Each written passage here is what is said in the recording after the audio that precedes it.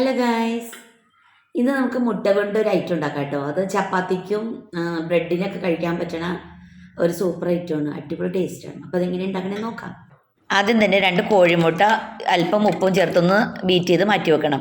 ഇനി ഒരു പാനിലേക്ക് അല്പം ബട്ടർ ചേർത്തിട്ട് ബീറ്റ് ചെയ്ത കോഴിമുട്ട ചേർത്ത് ഒന്ന് സ്ക്രാമ്പിൾ ചെയ്ത് അതും ഒന്ന് മാറ്റി വെക്കണം.